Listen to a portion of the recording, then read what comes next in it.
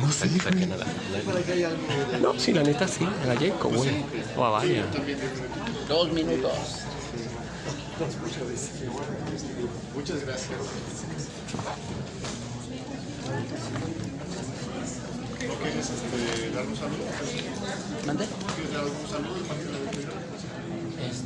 No, nada más con tu voz, para no consumir ningún minuto que a ustedes les haga falta. ¿Te animas?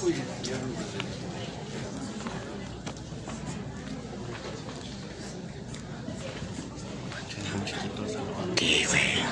Ya me había tocado aquí, pues ya. Ahí traemos el equipo con celular y para compartírselas de inmediato a John. De hecho, yo voy a grabar todo y luego lo subo, les paso mi Twitter o X para... Sí. La próxima pedimos un salón manual. A ver si se los otorga el tío Padilla, Con pero toda la bueno. antelación, con toda la antelación para pedir. De hecho, tuvimos suerte que fue la última hora que estaba pensando porque los tiempos aquí son fatales. Así que en que se van llenando los lugares que todavía están disponibles, ahí les agradezco mucho acompañarnos. Es un honor y un gusto siempre estar aquí en la FIL. Un agradecimiento aquí para Luis Galeano, por favor, levántese usted. Ahí está. Luis, eso.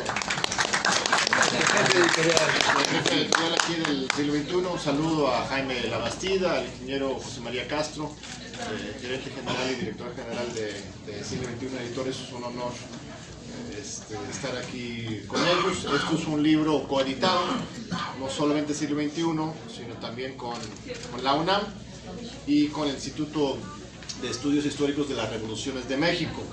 Incluye una presentación precisamente del rector de nuestra UNAM, Enrique Graue, y un par de prólogos también, uno de Alberto Vital, el coordinador de Humanidades, y otro de Pedro Salmerón, todavía firmando como director del Instituto de Estudios Históricos de la Revolución de México, que hoy ya regresó a su cubículo y seguirá dando batalla desde ahí a favor del pensamiento crítico y histórico, y es un honor que él firme este libro. También es coedición de ellos. Yo guardaré mis palabras de sustancia hasta después de escuchar a nuestros ilustres comentaristas. Malena Mijares manda su más sincera disculpa. Le salió una urgencia en la UNAM, en la Ciudad de México, y es la directora general de divulgación de las humanidades de la UNAM. Tuvo que cumplir con responsabilidades ahí, así que lamento mucho su ausencia este mes, porque su participación fue esencial para que este libro saliera rápido y con toda pulcritud. También nos dejó aquí con puro galán en la mesa, así que tendrán que aguantar el dolor visual, pero un saludo para Malena, y le agradecemos mucho su apoyo para este libro. Y sin más, creo que iremos a la izquierda, primero aquí con Sergio Cermeño, después con Jorge Gómez Laredo, y cerraremos con broche de oro con Alejandro Solalinde, 10 minutos cada uno, y al final yo daré algunos comentarios, y si nos queda tiempo tomaremos comentarios, reclamos y preguntas con muchísimo gusto. Don Sergio, por favor, muchas gracias. Bueno, muchísimas gracias. Muchas gracias a John Ackerman por haber hecho este esfuerzo impresionante de meter a tantos compañeros y con nombres tan impresionantes como los que encabezan este libro, que tengo que está Immanuel Wallerstein, desgraciadamente, que falleció después de nuestro evento, Juan Carlos Monedero, David Harry, Enrique Dussel. Qué barbaridad. Es un libro que recuerda aquel libro también editado por siglo XXI, México. que era El perfil de México en 1970. 70. Un libro que se vendió cantidad. Y es que son hipótesis. Este es un gran libro. Es un libro que echa a andar en el mismo momento que echa a andar este régimen o este gobierno. Ya lo mencionarán ustedes como quieran. Es como decía, son hipótesis, y como un clásico decía, las hipótesis son estacas clavadas en un punto para luego medir el tamaño de nuestros errores. Entonces, es un libro lleno de estacas, por decirlo así, y en esa medida va a ser un libro que dure por lo menos 6 años para ver este asunto. Muy bien, me refiero a 3 asuntos dentro del libro porque el tiempo está muy corto. El primero es una parte del libro que se dedica a hacer un reclamo. Le hace un reclamo a las universidades y a la universidad. Y le dice, estamos convencidos, dice John Ackerman y Monedero, de la importancia de abrir las universidades y las escuelas a un conocimiento ciudadano crítico y comprometido. A mí me parece, y está presentado en esas primeras partes del libro, que nuestras universidades, comparadas con las universidades brasileñas, por ejemplo, y argentinas, se han quedado retrasadas en enfrentar los problemas brutales que nuestro medio social se está desempeñando. Allá la universidad está trabajando, no como acá. Le piden a la universidad que trabaje articuladamente con problemas sociales, y los universitarios estamos yendo en el 90% de los casos a evaluar si las políticas han estado bien llevadas a cabo, etcétera. Evaluar, por favor, vámonos a trabajar en la reconstrucción de México desde abajo, en las regiones medias, etcétera, a ensuciarse los botines. Eso no lo está haciendo la Universidad de México, lo están haciendo otras universidades, y tenemos que avanzar rápidamente en esa dirección. Tenemos muchísimo dinero, 40 y tantos mil millones de pesos. Es un horror que la universidad no esté en todas partes, o por lo menos en su medio inmediato. Ya con que en el altiplano, en el Valle de México, la universidad actuara en Ecatepec, por ejemplo, ese espacio olvidado de Dios, ya lo habríamos ganado mucho. Segunda temática que me interesa subrayar, la idea de movimientos sociales. A todos los gobiernos que desgraciadamente perdieron su dinámica en el sur, los gobiernos de la mirada a la izquierda, se les reclamó que habían sido infames, que después de haber sido colocados ahí por la fuerza de los movimientos sociales, ellos le habían dado la espalda a los movimientos sociales. Quizás es cierto, sin duda, y entonces tenemos que pensar qué entendemos por movimientos sociales, ya una palabra, un referente tan manoseado. Hay 2 ejemplos de movimientos sociales. El movimiento de los sin tierra de Brasil, del nuevo Brasil, aunque haya pasado lo que pasó en Brasil, Brasil brutalmente tiene fuerza abajo, increíble. El movimiento de los sin tierra lleva 20 o 30 años. El movimiento de los sin tierra trabaja constantemente. El movimiento de los sin tierra se enfrenta por la violencia en muchos momentos a las injusticias y a los gobiernos. El movimiento de los sin tierra tiene 30 preparatorias, tiene una universidad, la Florestan Fernández, que funciona maravillosamente, nos explicaban muy recientemente. Es decir, que hay movimientos sociales que se acaban. ¿Por qué nuestros movimientos sociales se acaban? En el acto mismo, por represión, porque sus dirigentes se van a las curules. Cuidado, esta es nuestra cultura brutal, ¿no? Por una cantidad de cosas, pero la discontinuidad de nuestras acciones sociales es brutal. Enfrentada a ese ejemplo del movimiento de los sin tierra y a muchos otros, a Tosepan Titatanishke, que ha sido un movimiento del norte de Puebla que ha generado enfrentamientos, que se ha fortalecido, que ha desarrollado muchísimas dimensiones de cooperativismo, etc. Frente a esos ejemplos, que desgraciadamente en nuestro caso son muy pocos, por fortuna está ahí Toledo, que hizo un texto maravilloso sobre las regiones que caminan a la sustentabilidad. Esperemos que él y Albores tengan mucho más fuerza en en este régimen. Bueno, entonces hay diferentes definiciones de movimiento social y tenemos que comenzar a procesarlas. Y ahora tengo que ver este asunto. Bueno, no me dices por favor cuándo. Bueno, el tercer tema. Bueno, en ese tema de los movimientos sociales está Lucía Álvarez, Miguel Ángel Ramírez, está Neil Harvey hablando del zapatismo y de la cuarta del régimen actual. Está Margarita Favela. En fin, el libro tiene una dimensión importante para discutir ese tema de los movimientos sociales. Y venga el último tema que yo quería hacer referencia y que es la parte final del libro, y es una parte en donde algunos autores, particularmente René Ramírez, un ex secretario de Estado ecuatoriano, nos recuerda esto. Lo voy a leer porque es la manera más rápida de avanzar.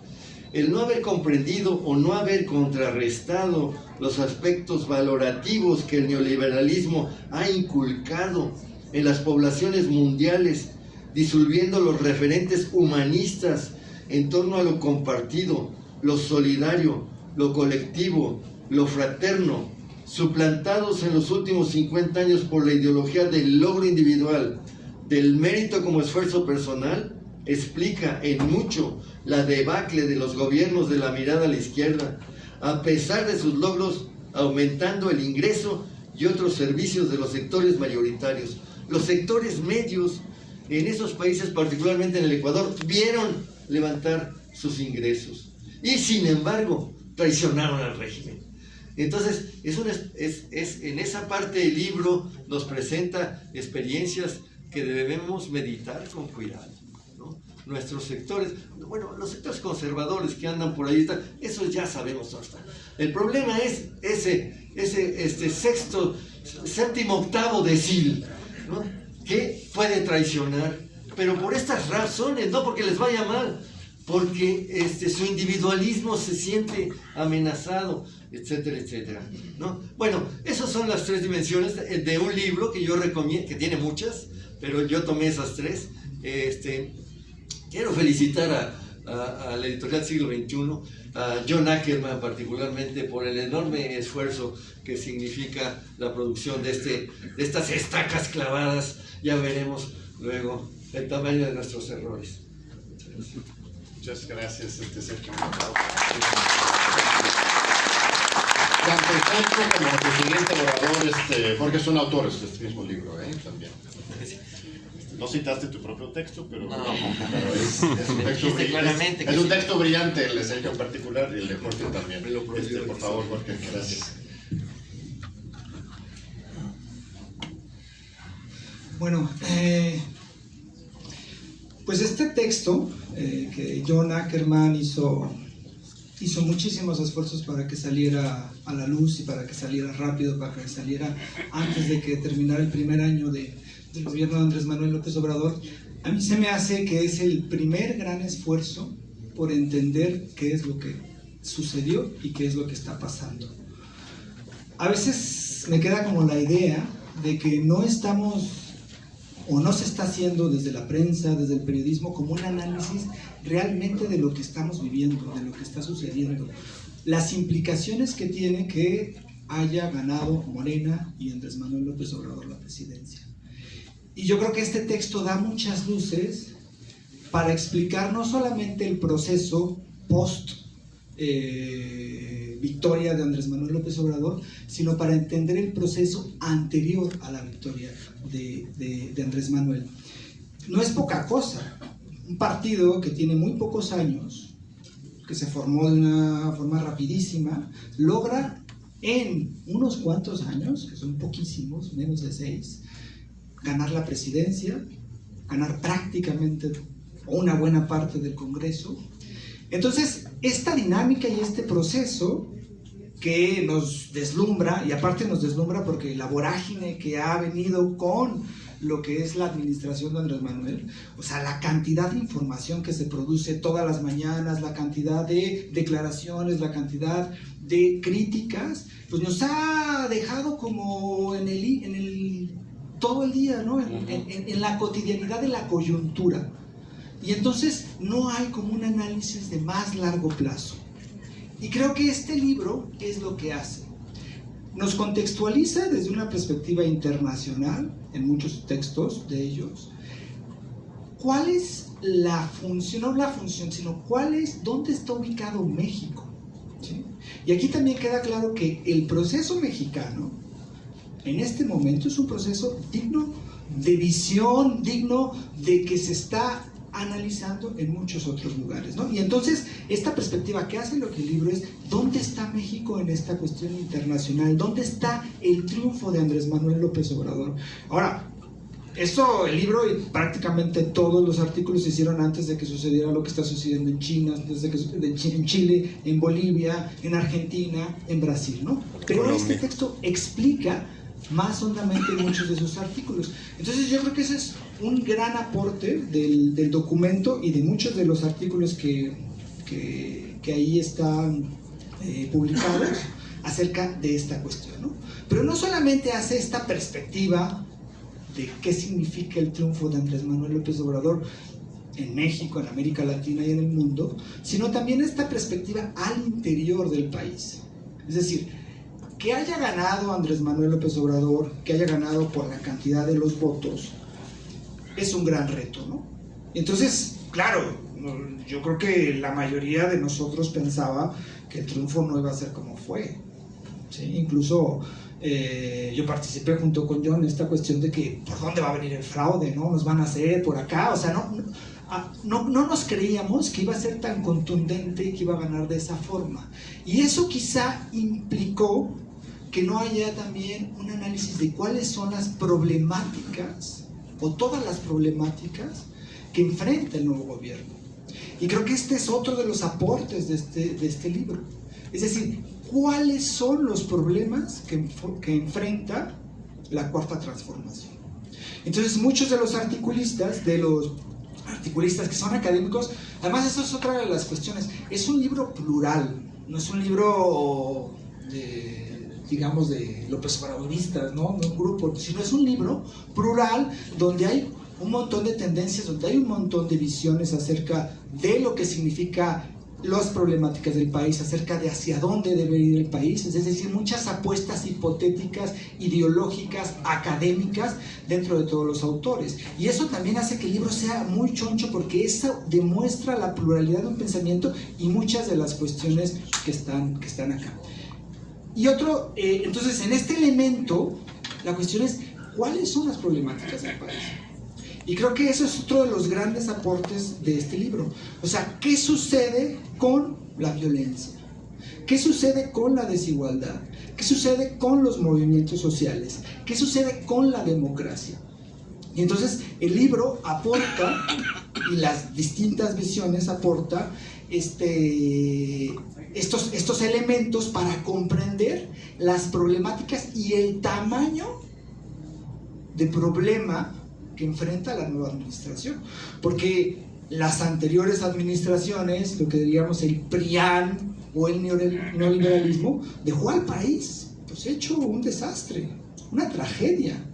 Ellos presumen que hay estabilidad económica, ¿no? Y entonces dicen, no, es que las variables macroeconómicas están muy bien en el país y por lo tanto nuestro país está muy bien, pero abajo está hecho una tragedia el país. Y la reconstrucción de ese país, que es digamos, el elemento y el gran reto de la administración de Andrés Manuel López Obrador, pues aquí están las apuestas, aquí están muchos de los señalamientos de esas grandes problemáticas. Y entonces sí es muy, muy, muy importante que existan todos estos elementos. Y cuando uno termina este libro, también enumera, esta es otra de las grandes apuestas del libro, yo creo que es otro de los grandes elementos importantes, es que no solamente es la descripción de las problemáticas existentes en el país que enfrenta la nueva administración o el nuevo gobierno, sino también las perspectivas que existen, las posibilidades, los retos, La mayoría de los académicos que escriben acá y los activistas, pues eso es lo que hacen, ¿no? O sea, hacen un elemento de decir, esto es lo que existe y estas son las dinámicas que se pueden, y aquí hay que señalar, aquí están estos problemas, aquí están estas posibilidades. Entonces yo creo que el libro en ese aspecto da una perspectiva muy amplia, porque no solamente enumera las problemáticas, sino que también va delineando algunas posibilidades hacia dónde debería de marchar la cuarta transformación y la nueva administración o el nuevo régimen, ¿no? Y también apunta hacia problemáticas existentes. Aquí Sergio Cermeño mencionaba esto, ¿no? O sea, ¿qué pasa si con toda esta política social que existe del gobierno de Andrés Manuel López Obrador, que es muy criticada, ¿no?, por la derecha y por los de siempre, se logra que amplios sectores sociales logren superar la pobreza, logre haber más equidad, que al fin eso es la apuesta de Andrés Manuel, ¿no? La equidad, y a borrar las desigualdades existentes. ¿Qué es lo que sucede si esta cuestión empieza a sacar amplios sectores, y estos sectores, en lugar de ver que esto es una visión estructural, es decir, que el Estado está haciendo algo porque haya una equidad, dicen, pues es que fue cosa mía, ¿no?, individual. Y ahí es uno de los grandes problemas, y están señalados en este libro, ¿no? Igualmente está señalado el problema de qué hacer para defender el cambio democrático y los elementos de la cuarta transformación. Porque hay un acecho constante, y lo estamos viendo, las manifestaciones, los ataques constantes, todo ello. Y entonces, ¿cuáles son los elementos, o cuáles son las variables, o cuáles son las experiencias internacionales acerca de ello? ¿Sí? Para que no suceda lo que ha sucedido, desgraciadamente, en otros países. Y yo creo que esto es una de las grandes apuestas y una de las grandes reflexiones que deja el libro. Y así es, este libro es uno de los primeros esfuerzos, y creo que es algo importantísimo por comprender qué es lo que sucedió y qué es lo que estamos viviendo. Y yo los invito a que lo lean. Es un libro muy grandote, ¿no?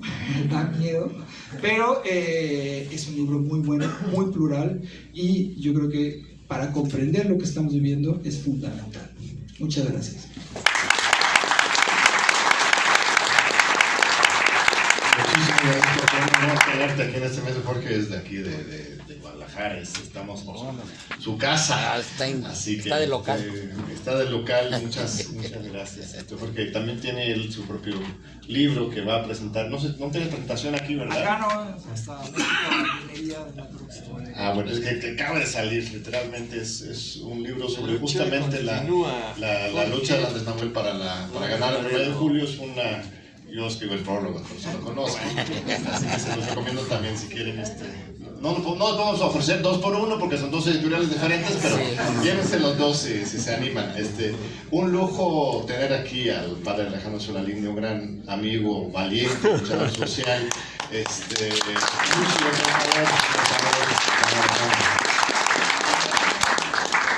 Bueno, gracias por venir. Voy a aprovechar lo más que se puede este momentito porque tenemos poco tiempo. Es un libro que debe ser un buen ratito de cabecera, de verdad. Yo agradezco profundamente a todos los investigadores, a los académicos, a las personas que pudieron hacer estos estudios. El contenido es estupendo, es muy rico, está lleno de observaciones, retos, propuestas. Es un elenco de primer orden, especializado, con una visión académica nacional, pero también internacional. La facilidad, lo simple, ¿verdad? No aparece. Hace una articulación mediante la palabra que es posible, y si se va generando una nueva visión de la existencia. A medida que uno va leyendo el contenido, va cambiando también la visión, y va explicándonos muchas cosas de las que vivimos hoy. que el nuevo régimen apunta hacia las personas sin demérito de las instituciones. Tienen razón, ellos son el medio, las personas son el fin de la acción institucional, y yo diría de la acción de Andrés Manuel también, con preferencia, ya lo dijo, de los pobres. Nos dicen verdades, las visiones son parcialidades, ven una parte del todo, pero no ven todo, sigue algún partido. El conjunto de las visiones parciales, su análisis y confrontación, nos permiten un acercamiento sintético del todo. Se pregunta de entrada el texto, ¿qué tanto está la 4T realmente en México? Subrayan que el 1 de julio la mayor participación ciudadana en la historia, con el primer presidente más votado en la historia y también el primero de izquierda. Fue un arribo democrático con una clara ruptura, con un cambio estructural, con un cambio sobre todo y un despegue respecto al neoliberalismo. No aparece en el vasto índice y en el desarrollo el tema central de la educación. Tal vez no lo vi, pero sería bueno explicitarlo, ni el concepto de conciencia como clave de concientización. Solo está la palabra formación político-cultural de las clases subalternas de Gerardo Otero y otros autores. También falta, para mi modo de ver, el estudio o la investigación sobre el papel de la Iglesia Católica y la religión en la 4T. Yo pienso que hay muchos temas, muchísimos, ¿verdad? Por ejemplo, los derechos humanos son el disco duro, es el contenido que nos ofrecen del gobierno en la Cuarta Transformación. Reconoce el texto que hay una profunda crisis, un claro rechazo popular al estado de cosas heredado. Este volumen es un volumen increíble de análisis. Acusa que México está caminando en sentido contrario a las corrientes mundiales autoritarias, orientado hacia una democracia. El primer paso es la reconceptualización desde las raíces, la tarea común nacional. Empieza por una nueva orientación que lógicamente nos lleva a una nueva visión también. Hoy, México, es una parte que me encantó, hoy México vuelve a abrazar su historia, a creer en sí mismo y en su presidente, y a vivir las luchas ciudadanas por la soberanía nacional, popular y justicia social con alcance global. AMLO moviliza la sociedad, la economía, la política mexicana. Los hermanos Flores Magón, Cárdenas y AMLO profundizan el espíritu nacional y el espíritu popular. Se nos habla del desarrollo del bienestar y la distribución de la riqueza en favor de todos, pero sobre todo de los de abajo. El libro, que al igual que mi compañero que me presidió, representa muchas miradas, evidencia la creación de nuevos indicadores, más humanistas y menos neoliberales. Es una nueva noticia porque nos deja ver las entrañas de un cambio radical. Una mentira esgrimida por los detractores del presidente es la de afirmar que él busca solo el poder y que gobierna solo. Nunca había existido un presidente que empoderara tanto al pueblo al grado de urgirlo a la revocación del mandato. Es el presidente que ha gobernado, que quiere gobernar con el pueblo y para el pueblo. Los contrapesos, resistencias a la revolución democrática, es un aspecto muy importante que yo quiero platicarles. repito, contrapesos y resistencias a la revolución democrática, ratifica que se encuentran por todas partes, dice el texto. Hay inercias, resistencias, agendas ocultas. Por ejemplo, hay cuestiones personales. Fíjense, analicen esto, yo no voy a decir nombres, pero a buen entendedor pocas palabras. De los que en este momento están haciendo marchas y están resistiéndose. Con todo su derecho. Yo puedo, sí, con todo su derecho, sí, claro, sí, pero estoy viendo agendas ocultas, cuestiones personales, nostalgias de protagonismo de épocas pasadas, en que eran famosos y su fama creció por la lucha contra gobiernos corruptos. Hay una inconformidad por el rechazo de Andrés Manuel a alguna propuesta personal que en un momento se ofreció y fue rechazada. Hay encono personal también con hartazgos anteriores, resistencia y oposición a un gobierno que está dando a los pobres lo que les llegaba normalmente a 15 familias más ricas de México. Hay inconformidad por una alta burocracia, más o menos porque han perdido alguna prestación. Sin embargo, hay también las víctimas, ¿verdad? Que ya son, fíjense, esto es importante, las víctimas ya son protagonistas. En los gobiernos corruptos, activistas y defensores de derechos humanos, encabezábamos luchas sociales en las que éramos voz de los que no tenían voz.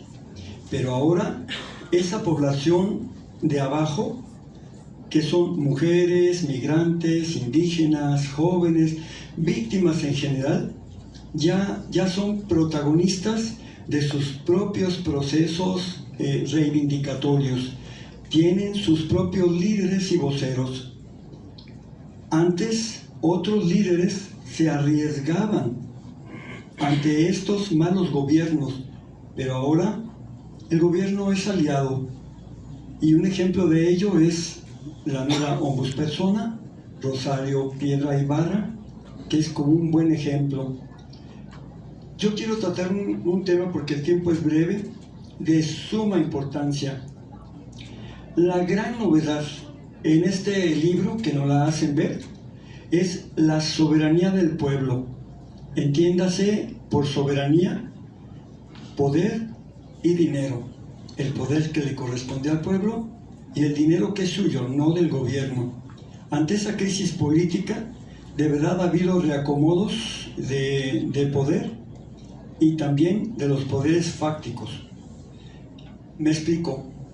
La soberanía nunca, en ninguna parte de la historia, y es lo que explica el libro, nunca se había dado realmente a la sociedad civil. Nunca. Arranca allá en 1808, ¿verdad?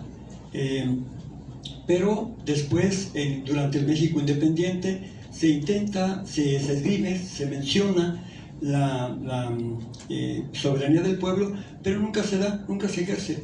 Y de hecho, en todo el México del siglo XX tampoco se da, ni en hasta la llegada de Andrés Manuel. Es decir, no cuesta trabajo entender, siguiendo la guía de este libro, que el sujeto social de Andrés Manuel es el pueblo. A quien le habla es el pueblo. Todos somos parte del pueblo. Para quien se presenta es el pueblo. Ya sé que todos somos el pueblo, pero en este caso el pueblo son los de abajo, los que no tenían privilegios, los que habían sido ninguneados, los que fueron olvidados por el PRI, por el PAN, hay que decirlo claramente, por los gobiernos neoliberales. Y entonces este gobierno está dando un vuelco porque está devolviendo la dignidad, están por una parte aprovechando la protagonía del pueblo, pero también dándole informes y cuentas de sus recursos. El dinero es del pueblo. Por eso lo que se había robado se le regresa. Y cuando uno puede oír críticas como decir, este presidente está él solo. Si él se muere el proceso. Pues tendría que morirse todo el pueblo. Tendría que morirse todo el pueblo, porque este pueblo ya aprendió el caminito. Yo digo, Andrés no hizo el 1 de julio. Quien decidió esto fue la sociedad civil, el 1 de julio. Y la democracia no se agota ahí. El libro nos proyecta a un proceso más amplio de democracia que consiste, primero, en el desarrollo, porque primero es el bienestar del pueblo, sobre todo de la gente de abajo. Y dos, después el crecimiento también tendrá que venir. Creo que es un libro estupendo. Yo quiero terminar con esto. Si este contenido académico, humanista, lograra bajar a la comprensión de las mayorías, su impacto en las conciencias sería tan fuerte que México podría ofrecer un modelo continental alterno al modelo hegemónico norteamericano. ¿Cómo puede, yo me pregunto, cómo puede esta obra ir en una educación, incidir en una educación para una reevolución de la conciencia a partir de una relectura, una reescritura de la historia nacional, de la memoria histórica, de una construcción y construcción social, reconstrucción y construcción social? ¿Cómo puede hacer este texto, este libro, este estupendo contenido, cómo puede ser un instrumento pedagógico de política entendida como bien común? Dado que hoy muchas personas, aunque tengan títulos, aunque tengan una solvencia económica, pero son analfabetas políticas.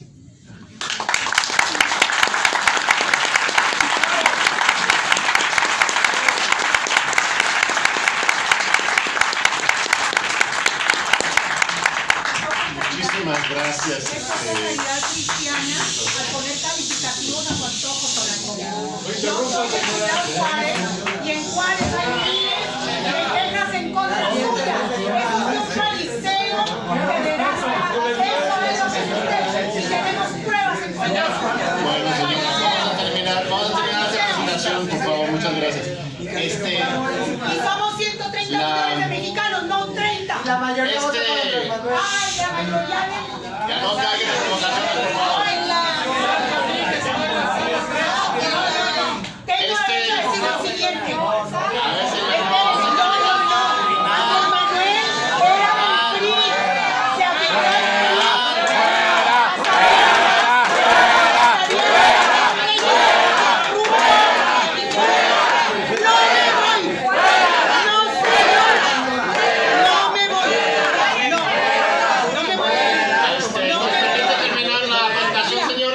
priistas y panistas no hicieron Andrés Manuel fue priista, a sabiendas de que era un régimen corrupto y criminal. Se afilió al PRI.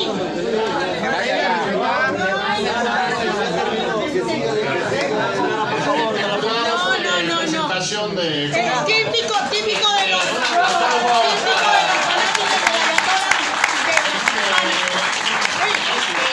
Le voy a decir una cosa.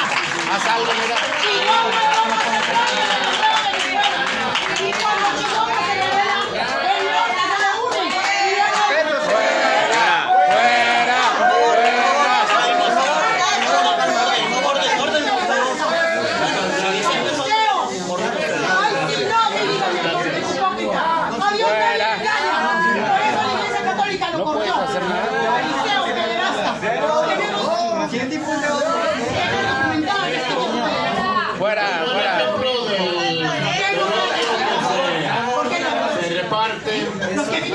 Y Les voy a decir que hoy en el camino para acá, en el aeropuerto de la Ciudad de México, un señor que se llama Gilberto Lozano me gritó así, en pleno aeropuerto de la Ciudad de México. Bueno, es un burro. el norte del país no va a ser parte de la nueva Venezuela. Yo necesitamos limosnas de bienestar. Muchas gracias. Y dicen que el país está dividido por Claro que sí. una persona.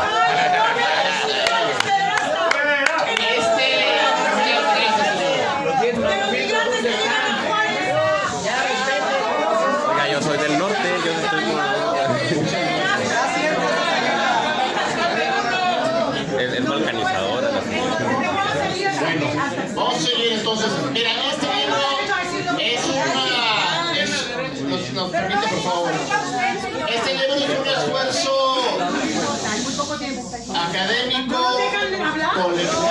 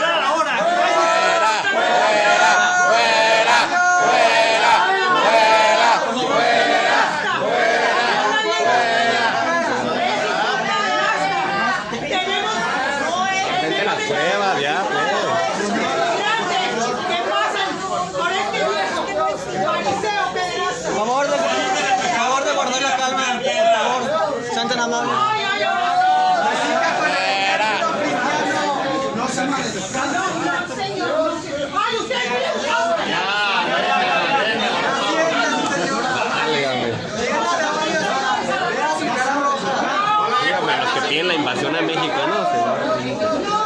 El que regalaron el petróleo, ¿no? Seguramente. No me calle, usted no tiene derecho a callarme. Ya, sáquenla, ya.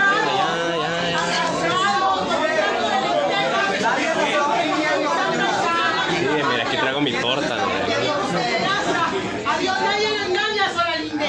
Eres un fariseo que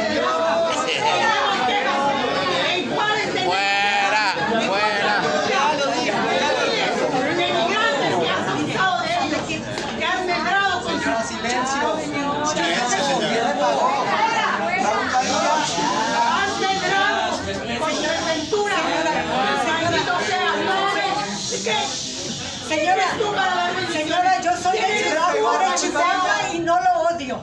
Yo soy de Ciudad Juárez, Chihuahua.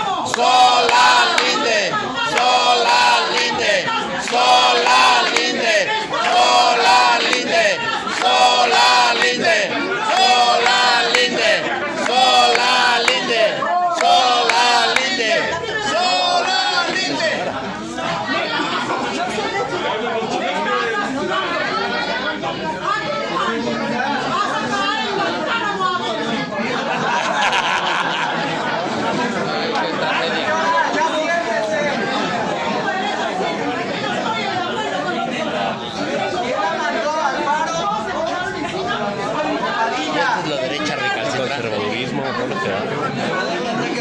Capaz de sí, una caterva de barrenarios. Desgraciadamente hay mucho y esto desgraciadamente para tener información fidedigna sobre lo que está pasando en este país.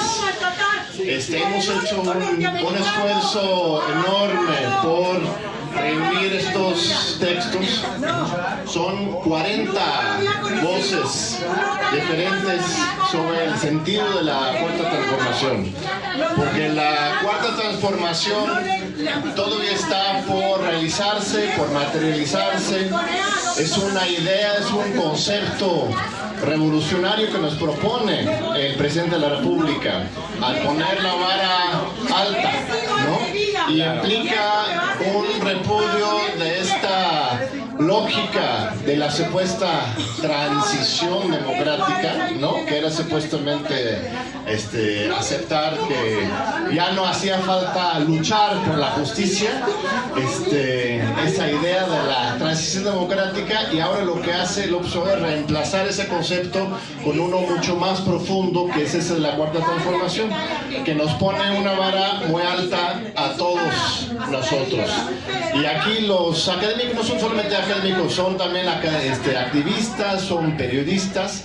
Lo que están intentando hacer es tomar en serio este reto para ir más allá de solamente una frase, una palabra o un concepto, para generar una transformación real del país. Hay una pluralidad muy amplia en el libro, como dice Jorge, no estamos tirando línea de una idea a otra, es un debate abierto sobre qué es la cuarta transformación, pero sí hay un consenso de fondo, que es que algo realmente profundo ocurrió en este país el 1 de julio de 2018 y no podemos dejarlo pasar como un momento más, y que eso que pasó el 1 de julio de 2018 es un cambio democrático. Es una réplica también este libro a aquellos discursos. Bueno, aquí tenemos en nuestro país ahora a Vargas Llosa, por ejemplo, y otros intelectuales del viejo régimen neoliberal que insisten una y otra vez sin absolutamente ninguna base que esta transición, esta transformación que estaríamos viviendo hoy sería hacia el autoritarismo, que no implicaría una apertura democrática. Cuando ves cada uno de los ámbitos que hemos vivido este año y lo que vienen dentro de estos textos, se nos demuestra, aunque sea de una pluralidad muy amplia, que este cambio que estamos viendo hoy es un cambio democrático, es un cambio de participación, de expresión, de pluralidad, y eso es el centro del debate aquí. Hay una cosa muy interesante con respecto a la coyuntura actual, que es el de... ¿Todavía tengo 5 minutos? Muy bien. Muy bien. El contraste entre Chile y Bolivia es algo muy fuerte, ¿no? Nos vendieron la idea de que Chile era el ejemplo del éxito de las políticas públicas para el desarrollo en América Latina. Hoy las protestas en Chile revelan, no solamente las protestas, sino el consenso social a favor de un nuevo constituyente, nos muestra que aquel modelo pues ya caducó igual en su momento, aunque ni siquiera generó algún crecimiento, esperanza para algunos sectores, pero hoy la misma población está reconociendo que este modelo ya está caduco, ya es del pasado, ya es trasnochado. Los trasnochados son los neoliberales. Y por otro lado, el verdadero milagro de desarrollo en América Latina no es Chile, es Bolivia. Es Bolivia. Ahorita, en un ratito, van a poder ver en el canal 11 a las 10. Normalmente lo hacemos totalmente en vivo, pero como tuve que venir por acá, lo grabamos hace ratito con Álvaro García Linera, que es un poco el contrapunto de Vargas Llosa, ¿no? García Linera, el vicepresidente de Bolivia, un gran intelectual. Justamente ahorita a las 10 lo vas a poder ver. Demuestra cómo en 13 años Bolivia se transformó de manera completa, ¿no? Sobre todo ese tema de la desigualdad a la igualdad y el desarrollo, la nacionalización de los recursos naturales, y eso es lo que pues indignó tanto la oligarquía local como las fuerzas internacionales, y que generan este golpe en Bolivia. Nuestra cuarta transformación tiene que ser igual de profunda que aquella transformación, de otra lógica, otras filosofías, otras ideologías. No tenemos que copiar a Bolivia, así como nadie tendría que haber intentado copiar a Chile. Tampoco tenemos nuestro propio camino, y eso es lo profundo, lo fascinante. Nosotros tenemos una enorme responsabilidad histórica hacia nuestra propia población, pero también mundial hacia la ciudadanía del mundo. Lo que estamos viviendo hoy en México es excepcional. El mundo entero está en una crisis terrible, desde Trump hasta Bolsonaro. En Europa, los demócratas de izquierda y derecha están deprimidísimos. En Bolivia vemos lo que pasó, hay movimientos en Sudamérica, Argentina es una excepción, pero México somos una gran excepción en términos de tener esta posibilidad de una experimentación democrática, generar una nueva ideología, un nuevo pensamiento crítico para la transformación social desde nuestras raíces revolucionarios y en un contexto globalizado y libertario del siglo XXI. Entonces esto es una gran oportunidad que tenemos nosotros y tenemos que asumirlo. No, ¿qué es lo que dice siempre el observador? No me comparen, por favor, ¿no? Y la gente luego dice, no, ¿cómo? Nada más es un terco, ¿para qué? Obviamente sí tenemos que compararlo, pero no. Realmente el punto de partida para este sexenio es absolutamente distinta a lo que son los otros sexenios. Tenemos un gobierno legítimo, electo en las elecciones más democráticas que hemos vivido en este país, quizás en toda su historia. Peña Nieto había hundido la figura presidencial, 17% de la población aprobaba, yo creo que eso hasta eso estaba cuchareada, ¿no? Al final del último sexenio. Hoy Andrés Manuel todavía cuenta con 70% y no solamente por sus mañaneras, que obviamente sí es algo muy importante, una innovación comunicacional que ningún otro líder en el mundo se atrevería siquiera a pensarlo, ¿no? Pero no solamente por eso, sino porque sus políticas sociales y otras están ya aterrizando en la población. Más allá de las tasas de crecimiento que quisiéramos que sean más altas, las tasas de violencia que siguen siendo inaceptables, tenemos un verdadero apoyo. La gente está sintiendo que este gobierno ya no es el mismo gobierno corrupto y saqueador de siempre. Y el dinero ahorrado del combate a la corrupción, del combate a los derroches, ya está. Ya no me dan así como los partidos de fútbol. El tiempo de compensación. El tiempo de compensación.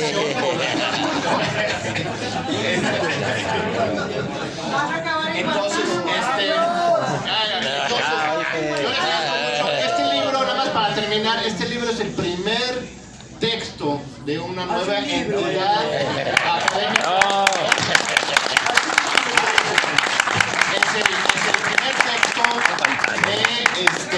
de un nuevo esfuerzo académico, tomando lo que dice Sergio. El Programa Universitario de Estudios sobre Democracia, Justicia y Sociedad se creó el pasado 21 de marzo. Es nuestro primer texto que estamos produciendo. Les invitamos a todos ustedes a participar en los debates, en las discusiones que estamos teniendo, porque los académicos y los periodistas activistas tenemos que formar parte de esto. No podemos estar simplemente esperando que el presidente de la República haga o no haga cosas, criticándolo, aplaudiéndolo. No, tenemos que hacer nuestra parte para que esta cuarta transformación sea una realidad y en una verdadera clave histórica sea igual a la revolución, la independencia y la victoria de Benito Juárez sobre los conservadores. Así que les agradezco.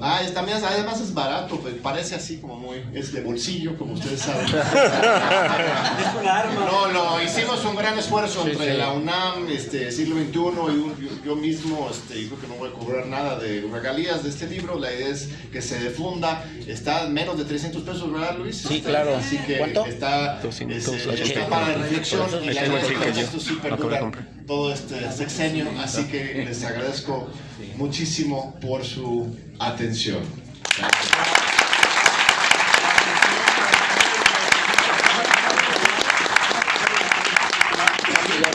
La firma del libro será en el stand del siglo XXI H5. H5.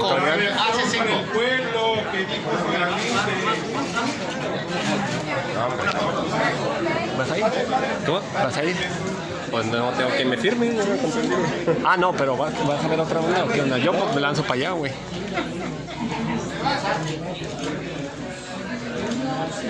Listo. Muchas gracias.